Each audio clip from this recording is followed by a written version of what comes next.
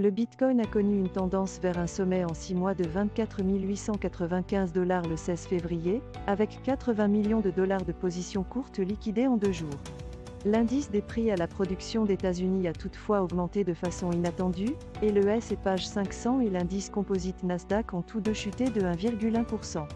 L'indice du dollar américain a atteint son plus haut niveau depuis le début de l'année.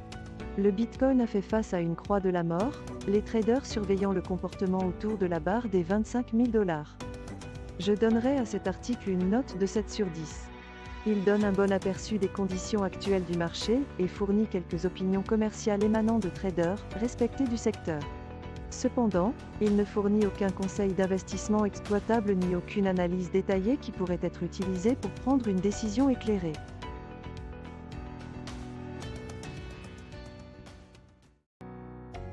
Dans ce texte, il est question d'un trader cryptographique professionnel basé à Amsterdam. Son point de vue sur les facteurs macroéconomiques externes qui ont un impact sur les prix des crypto-monnaies, son approche en matière d'investissement dans les altcoins et ses réflexions sur la mise à niveau d'Ethereum à Shanghai sont discutées. De plus, son opinion sur l'évolution haussière actuelle des prix est discutée. Il fait également part de ses prévisions pour 2023 pour les marchés mondiaux et les marchés boursiers américains. Je donnerai à cet article une note de 8 sur 10.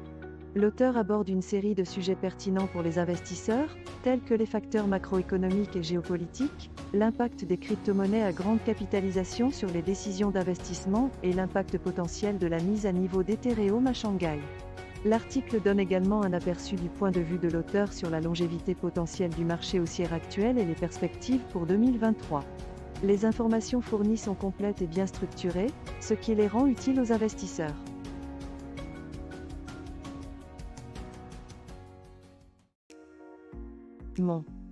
Gox, un échange cryptographique qui a échoué à la suite d'un piratage en 2014, offre aux créanciers un remboursement de 90% de leurs fonds récupérables. Ils peuvent choisir de recevoir leur paiement en fiat ou en Bitcoin.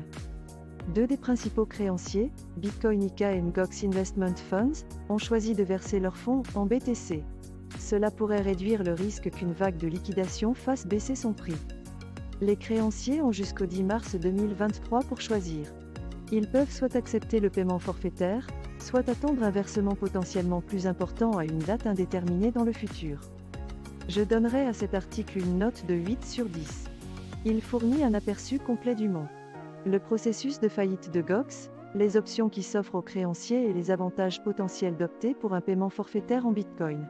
L'article comprend également des mises à jour utiles pour noter la hausse du prix du BTC, qui constituent des informations utiles pour les investisseurs.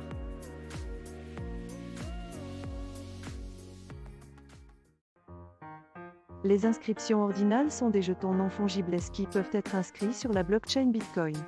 Contrairement aux NFT Ethereum, ceux-ci dépendent de métadonnées hors chaîne qui peuvent être modifiées. Cela a suscité un débat sur la question de savoir s'il s'agit d'une bonne utilisation de l'espace réservé aux blocs. Il est également considéré comme une menace pour l'utilisation du Bitcoin en tant que monnaie en raison de l'augmentation du coût des transactions et de la difficulté de fongibilité des satoshis dans le réseau Bitcoin. Bien que les ordinaux présentent des avantages potentiels, il existe un fossé entre ceux qui sont en faveur du changement et ceux qui ne le sont pas.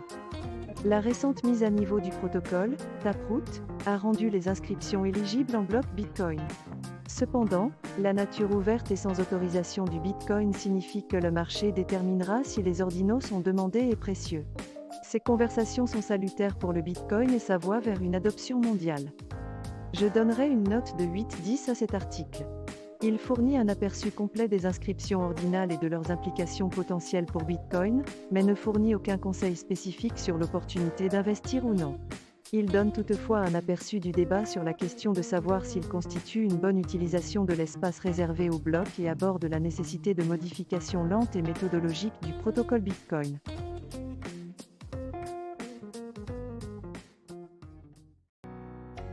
Le cours du Bitcoin a atteint son plus haut niveau depuis des mois, surpassant les principaux actifs sur les marchés cryptographiques et traditionnels. Cela peut être attribué à son statut de protocole le plus établi et le plus décentralisé.